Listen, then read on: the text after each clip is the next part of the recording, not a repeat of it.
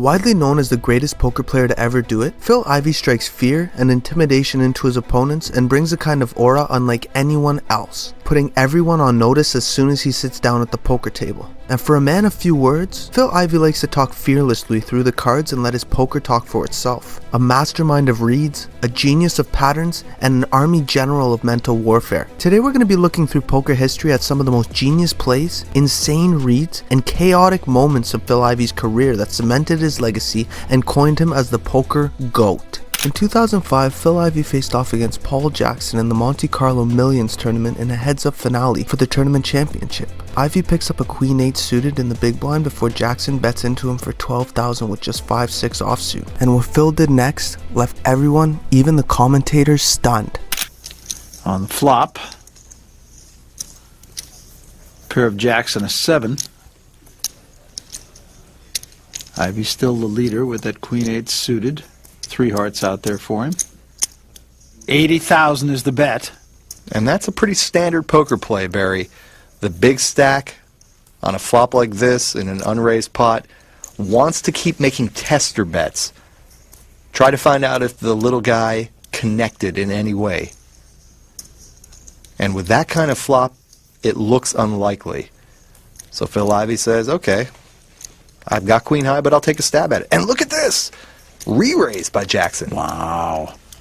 To 170,000. Now, I like the play because Paul Jackson is willing to get into a poker match here. He's not going to just sit around and wait to flop the nuts. This may be the line in the sand here for Paul Jackson. Phil Ivey, though, if he really thinks deeply about this, might be asking himself, well, now wait a minute. If this guy had a jack in his hand, would he re-raise me here? Probably not. So what the heck is he doing? So he's thinking it, and the question is, Wow. will he overthink it? A re-raise! Well, there you are. Re-raises to 320,000. It's right back in the face of Paul Jackson. We are watching some poker here, Barry. Both guys with nothing. Phil Ivey's nothing is a little bit better than Paul Jackson's, but nobody connected with that flop, and here they are, raise, re-raise, re-raise. Nice. Oh my goodness, Jackson is re-raising. What the heck is going on here? Re-raising. Another 150,000, now it's up to 470. Almost 1 million chips in this pot now. Everyone, including the commentators, thought at this point Ivey had to fold, but what he did next should already reserve him a seat in the Hall of Fame. You can almost hear the wheels turning in the head of Phil Ivey. Is this for real? Right, and I'm thinking Phil Ivey has got to fold here.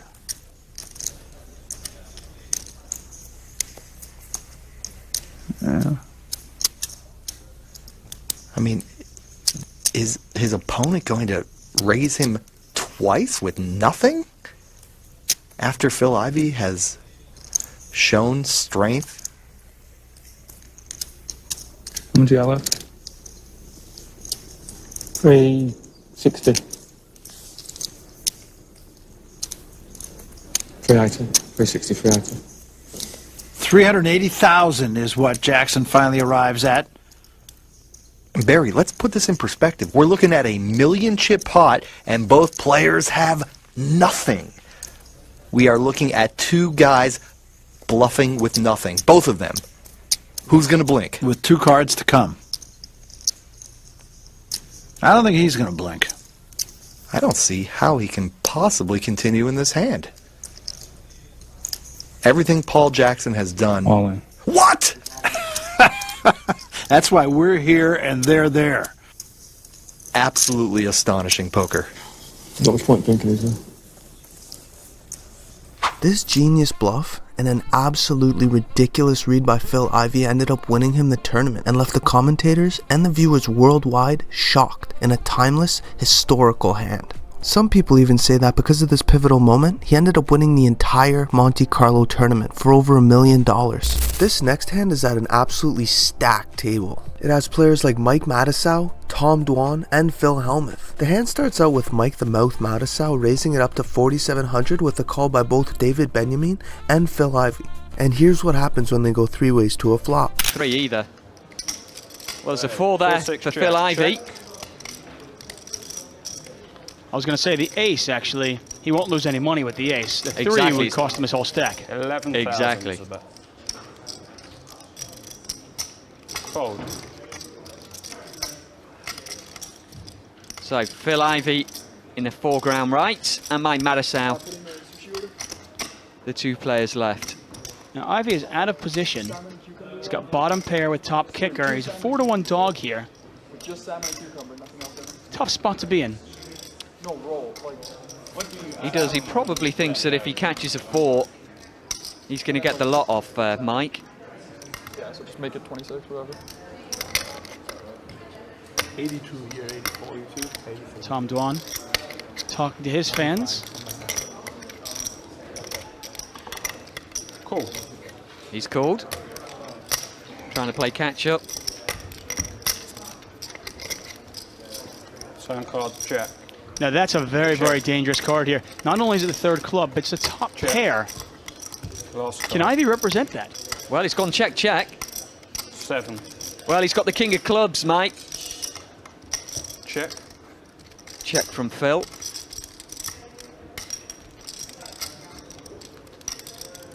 Now, can Mike remember if he's got a club or not? I think he does. And you imagine a value bet will come in here. And I can't see Ivey calling, can you? Forgot what I have. He's just going to have a look back. I was right. He couldn't remember whether he had a club or not.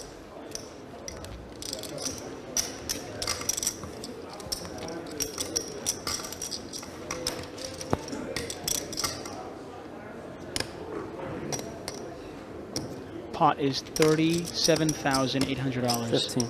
15,000. Get a $15,000 bet from Madisau. At this point, Phil knows that his pair of 4s definitely isn't good, but it doesn't mean that he can't win the pot.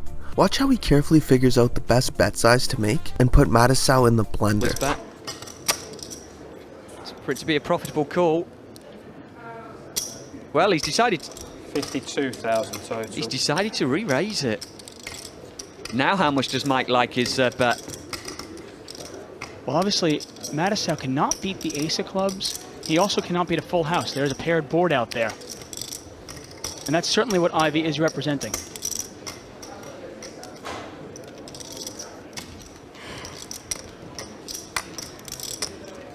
I mean, the way this hand is played, is it possible for Ivey to have a full house here? I almost checked this on the end. Well, I've seen Phil play an awful lot of sets on the flop, and he usually tends to play them quite quick. You'd have to kind of be a jack-6 or an ace of clubs.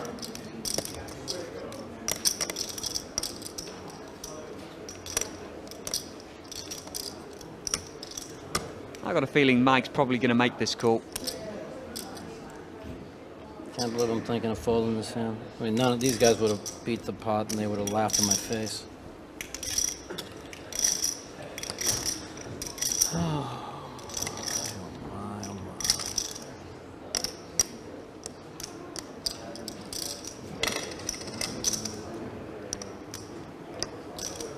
Patrick Antoni is watching from the distance. Doesn't want to disturb Mike by going back to the table. Not during the middle of a $100,000 pot.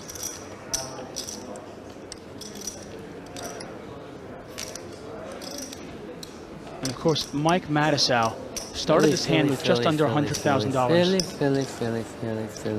Why do you do this to me, Philly? The pot is nearly $105,000. $37,000 to call. Mike the Mouth has so much respect for Ivey that he's really thinking about laying a king high flush down on this board with this texture. Let me know in the comments what you would do. $104,000 in this pot. You could buy a brand new Mercedes S-Class with that.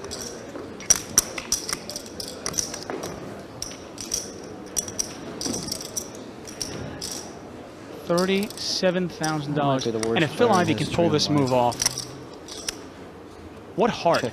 Just for this poker champion to try this. What heart? The interesting thing is that Ivey had given up on the pot. He's ready to check and just give it up. But Madisau's bet, he's reopened the betting, and Ivey. It's the problem with trying to make a little value bet, try and get a caller with a half hand. put himself in this spot by trying to be greedy. I don't blame him for the bet at all. I think I make Guys, exactly I the same bet. apologize, I'm sorry. This is really a big. And it's not an easy call. And remember that Mattisau did make that very thin call against Tom Dwan and paid him off earlier. Doesn't want to make the same mistake here.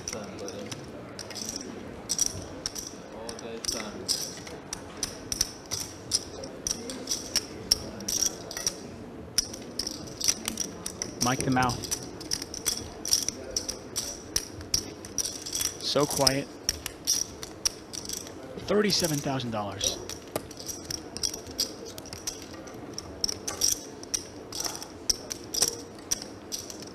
You can almost feel the pain in Mike.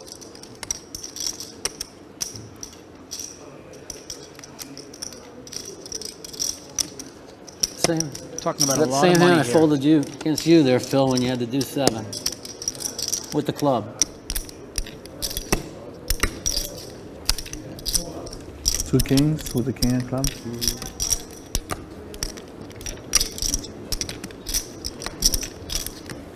Two queens were too small.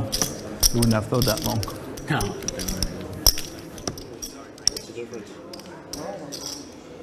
Not really. It's not big. Oh, wow. And he And he's throws laid it it away. down. Oh, my. He's going to be sick. And is Ivey going to show this? I had the ace. Do you think Phil Ivey's reputation and aura alone is the reason why Mike decided to fold? Because if there's one player intimidating enough, it's Ivey. And you can decide for yourself in this next hand, because Ivey wakes up with a 5-10 suited in the big blind before Alan Cunningham raises it up with pocket aces, only to be called by Mike the Mouth and Phil going 3 ways to a flop in what turns out to be a chaotic mental battle led by the Army General himself. After this flop, we'll see what happens. Nine. Well, 9-9-6. Once again, a good flop for an overpair. Well, when you've got aces, they're almost always going to be overpairs. The open pair, not so great. At least it's better than something like a 6, 7, 8, that kind of a hand, but still. I think that's what I meant. Well, you get a bet from Ivey and a call from Cunningham. Well, if anything about Cunningham, he's consistent. He certainly is. Pot now 15,600. Well, that's the third diamond out there. Neither player with a diamond, but Cunningham doesn't know that. 1,200 to bet. Sorry, 12,000. And Phil Ivey bets 12,000. Now the last hand, Ivey had nothing. And There's he also checked it. some history between these two with aces, of course. We saw Alan Cunningham make an amazing laydown in an earlier series of $1 Million Cash Game. That was series 2. Now this flop and this turn have a different texture though. Oh, very We've got much 3 so. diamonds out there. We've got straight draws out there, and plus a paired board. Wow, that's a horrible card as well. It just gets worse and worse for Alan Cunningham. Ivey needs to fire again to win this pot. He knows that. Let me play devil's advocate just for a second, because I'm curious. Do you really think Ivey is betting 12,000 on the turn with 2 pair 9s and 6s? Are you really scared of the 6 on the river? This just shows how much Ivey really knows his opponent, because Alan's one of those players who seems to fold overpairs like it's nothing, and Phil takes full advantage of the opportunity here. Doesn't really change much. Well, Ivey's bet 30,000. Pot is 69,600, so you're getting a little over 2 to 1. But you know the only thing you can beat is a bluff. Ivey has to be betting a 9 here to have him beat, really, unless he's betting a flush draw on the board. Does he carry on betting when the 6s come on the end with a flush? I definitely think Ivey would bet the flush here. I think Ivey knows what Cunningham has, and if I have a flush here, I'm betting against, because I put my opponent on pocket aces, pocket kings, and overpair.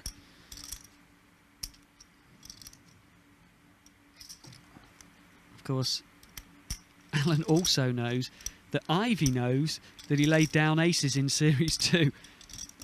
Oh, well, these guys, when you're talking about poker between these two players, you take it to the level, beyond the level, beyond the level. Tough spot for Cunningham. He's trying to figure it out.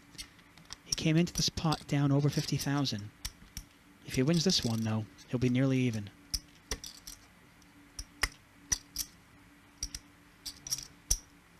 Well, we know he can lay him down. Can he make the call too?